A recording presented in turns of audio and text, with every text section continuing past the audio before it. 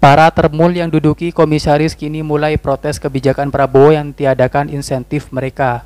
Mereka gaji 200 juta tak cukup pak, kerjanya juga cuma sebulan sekali, pikirin rakyat pak. Bahkan dalam BUMN banyak sekali dihuni oleh orang-orang sama sekali tak profesional. Sylvester dan Ade Armando contohnya. Yang terbaru kayaknya dapat publik itu dapat lagi hadiah lagi dari pemerintah. Ya ini keputusan dari Danantara untuk menghapuskan insentif dan macam-macamnya tantiem untuk para komisaris di BUMN ya. Karena padahal kan sekarang ini orang tuh lagi sebel banget kan melihat para komisaris BUMN itu. Orang lain antri sampai ribuan orang berebut sampai berantem dan sebagainya untuk mendapatkan gaji UMR yang nggak layak untuk hidup. Sementara mereka ini nggak usah ngomongin gajinya, Pak. Nggak usah ngomongin fasilitasnya, gajinya aja udah ratusan juta paling kecil itu ya kalau BUMN. Nah eh, ini topik ini menurut saya pasti dalam beberapa hari ke depan akan tak rame. Kemarin, Saudara Erick Thohir, menurut Undang-Undang Revisi Undang-Undang BUMN 2005, ini kewenanganku. Oke. Dan orang yang bisa melakukan bunyi surat seperti itu pasti sudah persetujuan presiden. Itu supaya publik, Pak. Jadi butir satu itu menunjukkan ini persetujuan presiden dan ini kewenangan. Oke? Nah, makanya mungkin salah arahan ke Denny JA kok ngamuk duluan. Berarti Denny JA udah ngelawan presiden tuh. Nah, ini saya ingin gambarkan ke publik berapa gaji mereka. Kira-kira kalau diperbankan itu, komisaris perbankan 200 sampai 300 juta sebulan. Oke, iya. Pertamina 200 juga sampai 300 juta. PLN juga segitu. Kemudian seperti di tambang mungkin 150 sampai 250 juta. Oke banget gitu loh. Nah, tapi kok masih dianggap kurang karena dia saling bisik-bisik kok dia dapat sekian gitu kan.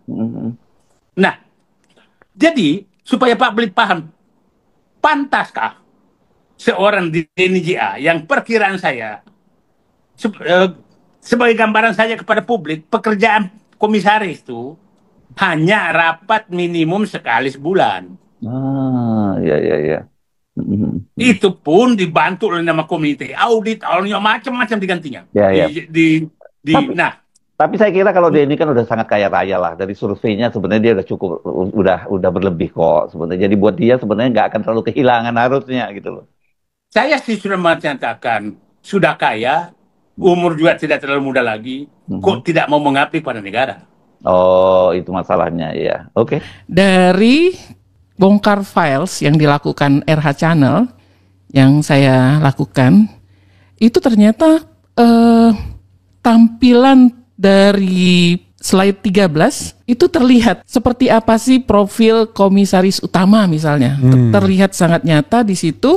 Mereka itu sebagian besar misalnya terdiri dari Jenderal Purnawirawan, TNI, polisi atau alumni dari SMA Taruna sebesar 37,5%. Berikutnya, kalau memang mereka bisa dianggap sebagai profesional, itu adalah 26,8% profesional, 17,9% itu adalah perwakilan pemerintah. Memang disyaratkan pada setiap BUMN ada perwakilan pemerintah. Enggak juga sih sebenarnya, itu nanti kita bahas tuh ya. Tidak harus sebenarnya. Tidak harus sebenarnya, oke. Yeah.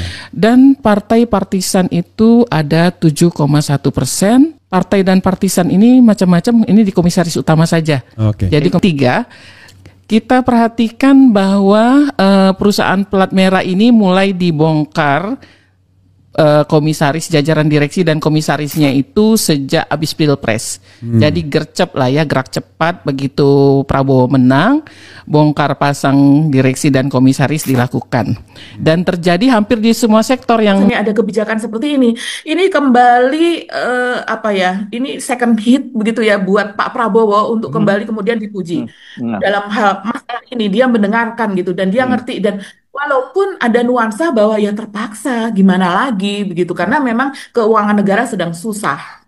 Ya terpaksa atau tidak terpaksa saya kira ini buat publik ini juga merupakan kabar gembira karena kemarin sempat ada seorang sahabat di pemerintahan gitu yang berdiskusi dengan saya dan dia menanyakan saran-saran dan sebagainya kepada saya. Saya bilang begini, rakyat kita ini sebenarnya siap menderita loh. Saya bilang begitu. Tapi asal ada kejujuran dari pemerintah.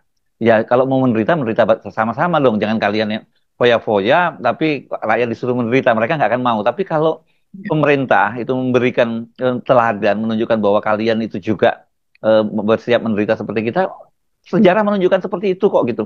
Ya. Nah, supaya publik paham, pantaskah Denny J. Amara dengan sudah kaya, begitu, dengan tidak sesuai dengan kompetensinya, digaji hanya sekali rapat sebulan, ya, digaji sekali rapat sebulan, itu protes. Kalau sudah digaji mungkin perkiraan saya tidak kurang dari 200 juta sebulan sekali rapat.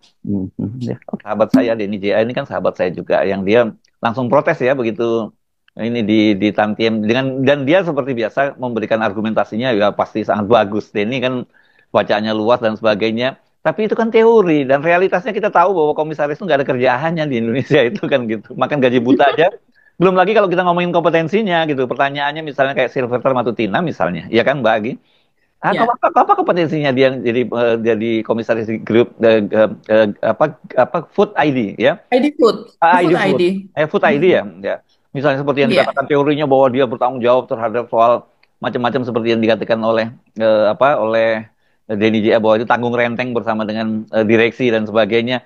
Enggak ada lah cerita itu. Kita tahu mereka. Enggak ada lah. Kita lihat bagaimana Ahok kemarin. Ahok itu cukup berterus terang loh. Bagaimana dia kemudian dibatasi. Dia ini juga nggak boleh. Itu juga nggak boleh. Ini Pertamina bro.